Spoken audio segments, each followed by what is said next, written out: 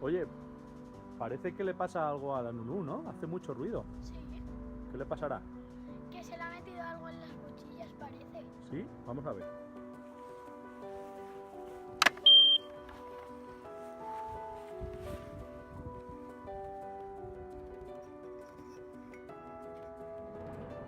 Mira, Darío, tiene unos hilos ahí metidos. A ver. Voy a sacar. Mira, se le puede sacar uno. Espera y lo desarmo. Mira, Lo desarmo y las cambiamos. ¿Vale?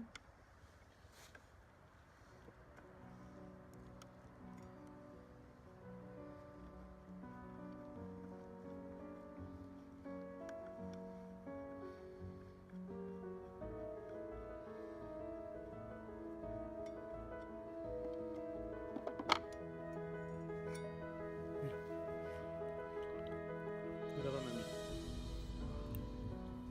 Esto provoca que la cuchilla haga ruido y no funcione ni corte bien. Enseguida que notéis cualquier ruido, miráis las cuchillas que puede ser que tengan algo. Nos dejó un montón de cuchillas sin coste o que venían con la máquina. Cogemos 3 nuevas y se las vamos a poner. Para. Darío, vamos a probar la máquina, ¿vale? vale. Vale.